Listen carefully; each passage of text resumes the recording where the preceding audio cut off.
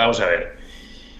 El segundo día, porque al final son 3 días en realidad lo que estamos ahí, asistimos a una serie de talleres, de clases y además de eso a tiempo libre que se utilizaba para investigaciones. Las clases, la verdad es que eran de lo más curiosas y variadas, empezando por la primera en la que te enseñaban a trabajar cuero para crearte tus bolsas de pociones. Entonces, claro, tú tenías que, en base a lo que te contaban inicialmente, diseñar tu bolsa de pociones y luego confeccionarla con cuero, remaches y cuerda que te proporcionaba la organización. La verdad es que para mí a mí me pareció una primera clase muy interesante y una cosa que sinceramente no me esperaba ver, porque bueno, yo suponía que las clases a las que íbamos a asistir iban a ser eminentemente físicas y luego, por supuesto, la de señales. Como veis, no fue así, así que fue un comienzo de lo más prometedor.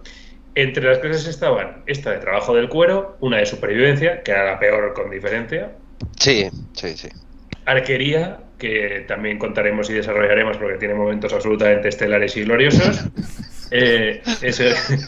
Esgrima, señales, pociones, que creo que ya le he dicho, y conocimiento de monstruos. ¿De acuerdo? Dame un segundo que voy a hacer una cosa prohibida en Twitch. Bien. Creo que no está prohibido, técnicamente prohibido no está. Lo que pasa que no es poco friendly. Bien, de acuerdo. La cuestión entonces es que empezamos a asistir a las clases. Cada una con su intríngulis, la verdad, porque la esgrima estaba bastante bien, porque el esgrimista que vino a enseñarnos y que evidentemente jugaba un personaje, pero este tío es un profesional del tema de la esgrima. Y sin embargo, no nos enseñó esgrima en sí, pero el tipo durante su tiempo libre aprendía y veía vídeos de los videojuegos de The Witcher para poder copiar de alguna manera los movimientos de Geralt, y fue lo que nos enseñó.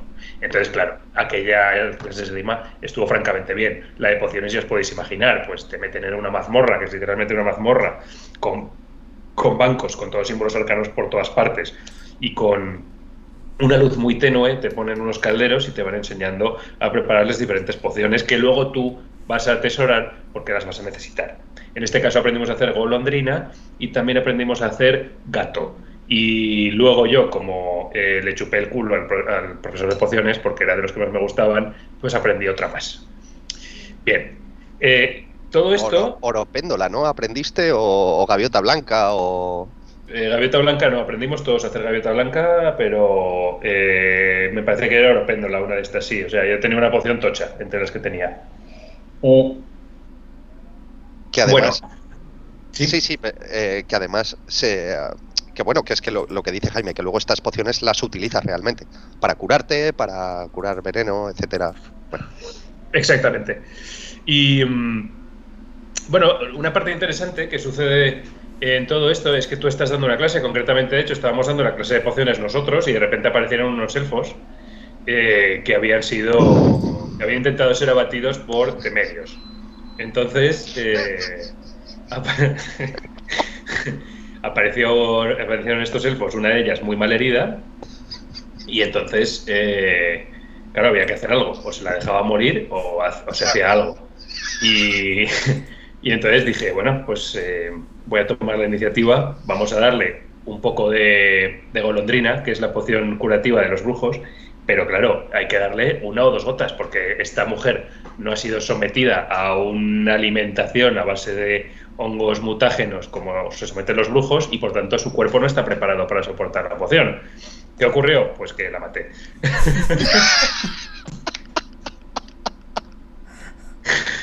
La mató. La maté. Sí, la mandé al hoyo. Entonces, claro, evidentemente me quedé con un palmo de narices. Me encuentro de pronto con que tengo a los elfos delante echándome en cara que mataba a su hermana. A su hermana, que uno de ellos era su hermano. Exactamente. Y entonces, claro, yo estaba en plan, pero.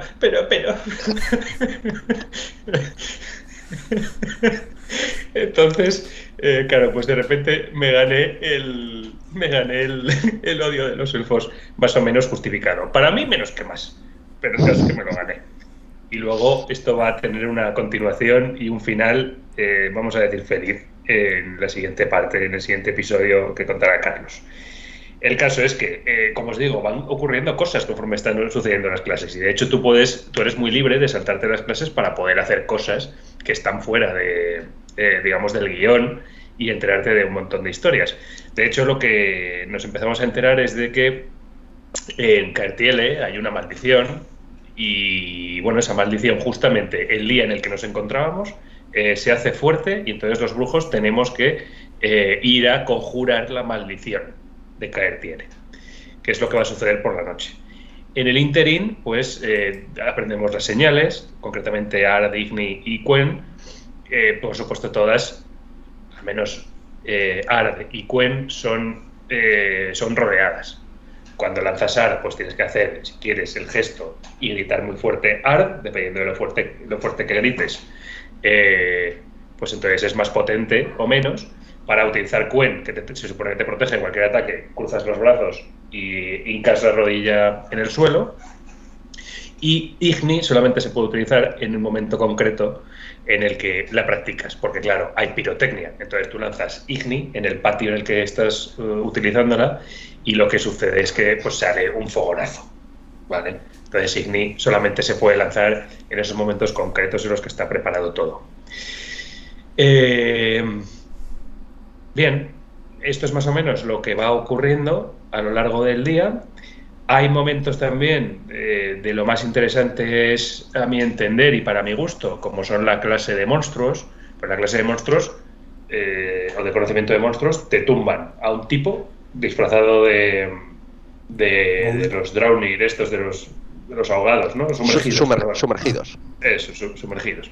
Te lo ponen en una mesilla y entonces algún voluntario tiene que salir a empezar a inspeccionarle. El voluntario fui yo, por cierto. Y entonces tienes que meterle la mano en el estómago, tienes que tocar lo que serían los órganos, imaginar lo que estoy tocando. No, quiero decir, y claro, tienes que coger incluso un bisturí para abrirle el estómago, sale con un olor fétido verdaderamente, ahí se le ocurra muchísimo con eso. Y bueno, ahí de alguna forma, en todas esas clases, tú vas, en cierta manera, no solamente haciéndote con la personalidad del personaje, sino con aquello que más le atrae, que más le gusta y con lo que más conecta.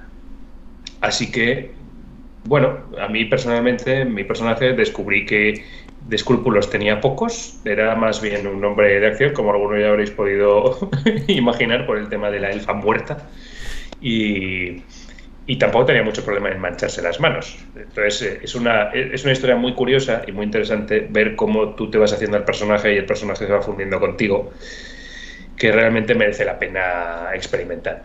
Bien, en todas estas llegamos al momento de la noche, y en la noche tenemos que empezar a poner en práctica todo lo que hemos aprendido durante el día. Tenemos que tener a punto nuestras pociones, tenemos que tener nuestro medallón para poder utilizar nuestras señales, tenemos que tener las espadas, por supuesto, porque vamos a tener que combatir. Y bueno, pues eso es un poco todo, porque la clase de arquería vamos a dejarla para el final, porque yo lo considero la mejor cosa del segundo día. Entonces, el arco no lo vamos a utilizar en ese momento. Bien, entonces, ¿qué ocurre? Tanto si te has podido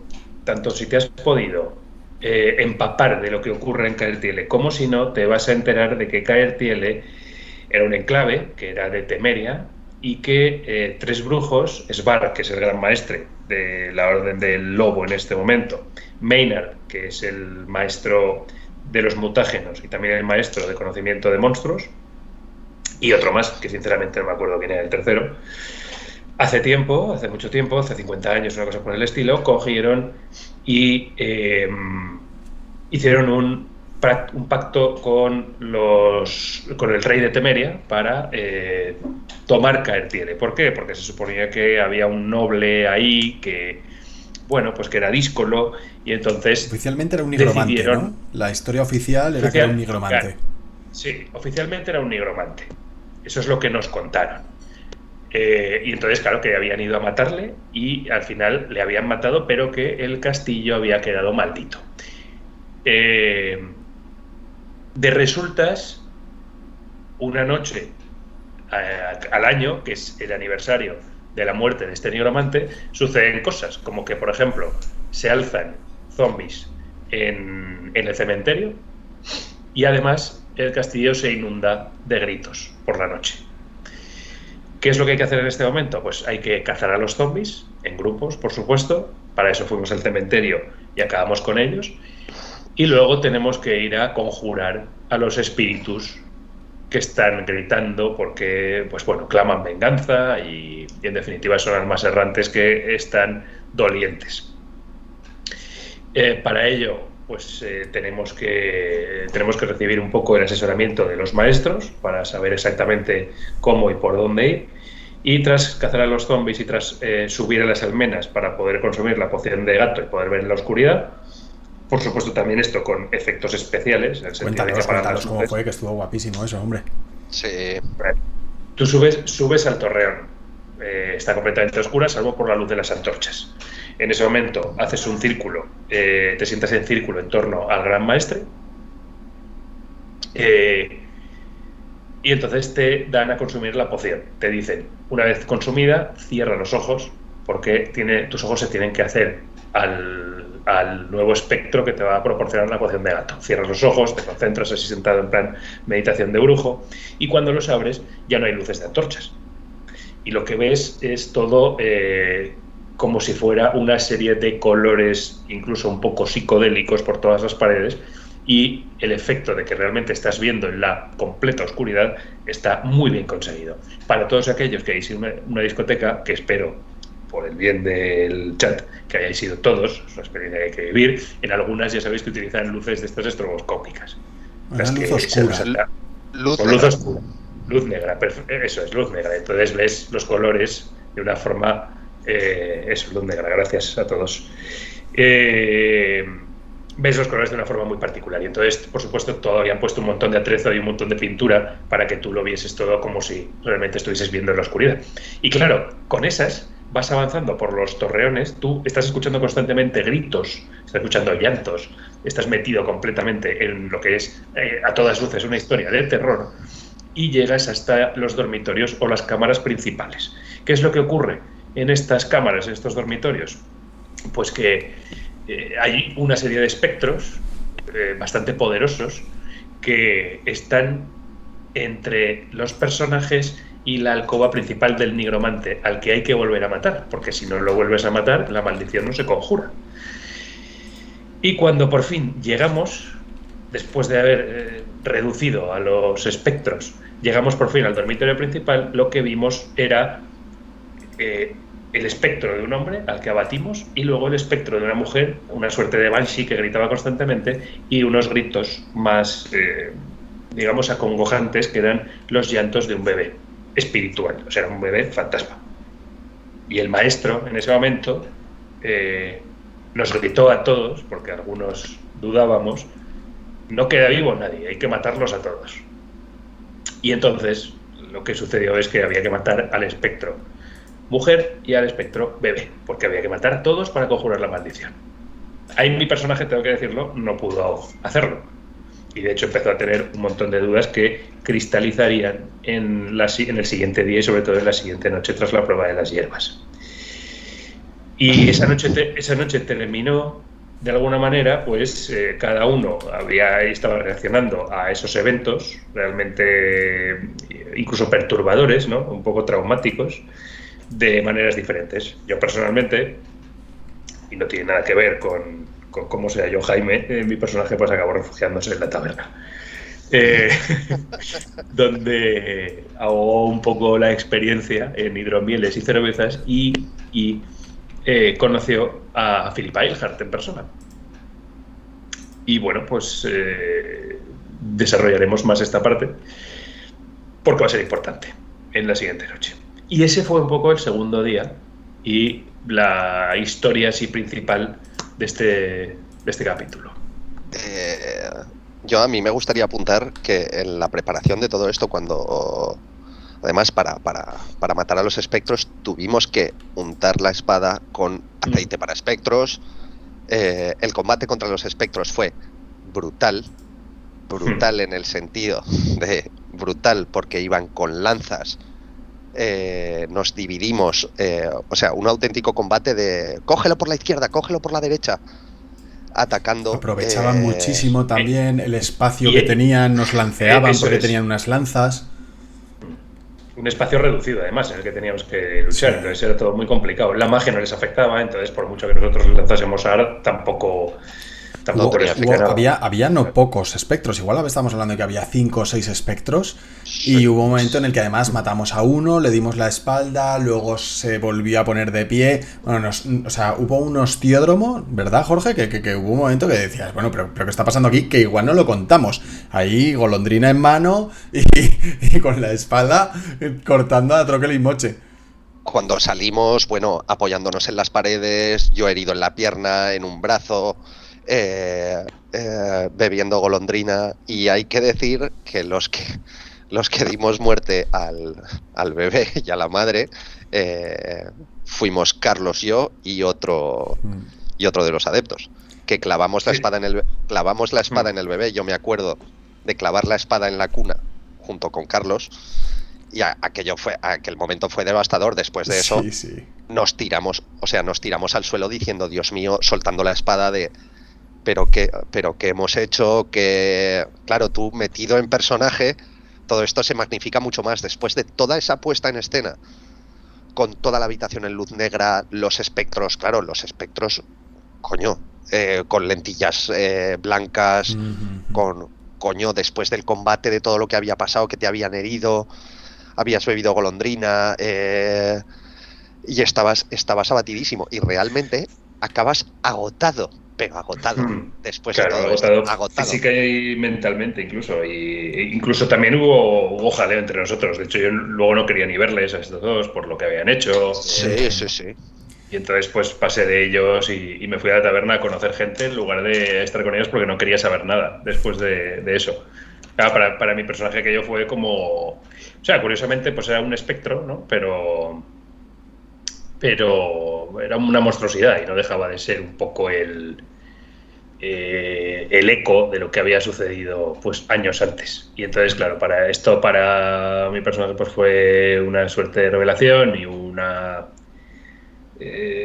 cosa como de decir, pero qué coño, porque se supone que matamos monstruos. Te descreíste un poquito, ¿no? Con la orden de los brujos. Claro. Por supuesto, me descreí completamente, porque se supone que los brujos no se meten en cosas políticas, se supone que los brujos solamente cazan monstruos, y entonces esto contravenía ambas cosas por completo. Claro, lo cierto es que luego te enteras de toda la historia que vendrá a continuación y te das cuenta de que eso, entre comillas, fue el mal menor, pero ya sabes, es lo que dice Geralt, ¿no? Mal mayor o mal menor. Al final, si tengo que elegir, prefiero no elegir en absoluto entre uno y otro.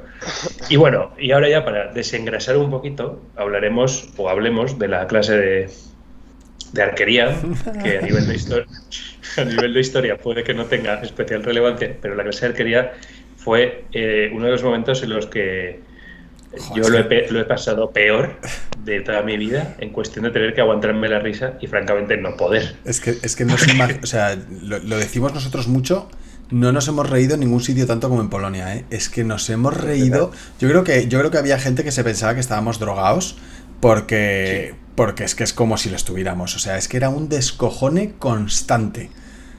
Pero es que, claro, primero nos dijeron, a ver, venga, ¿qué arcos queréis?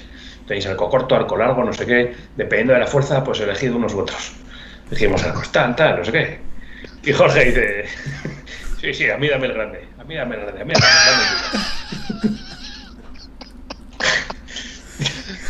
Y claro, nos daban el arco suelto, o sea, la cuerda, o sea, tú tienes que doblar el arco. Había que tensarlo y tal. Había que tensarlo y montar la mira, Sincericidio sabe de lo que estoy hablando, y entonces cogí el arco, el más grande, con más resistencia que había, Y eso provocó la mofa.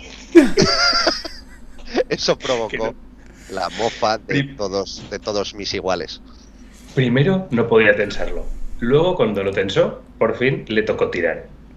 Bueno, lo tenía Y entonces, que parecía... cogió Jorge el arco, lo tensó a mitad y empezó a hacer... La flecha se iba, que parecía bizca la flecha, mirando. O sea, estaba enfrente la diana y la flecha mirando hacia casa de Dios. Y todos diciendo, bueno, este tío que nos va a matar.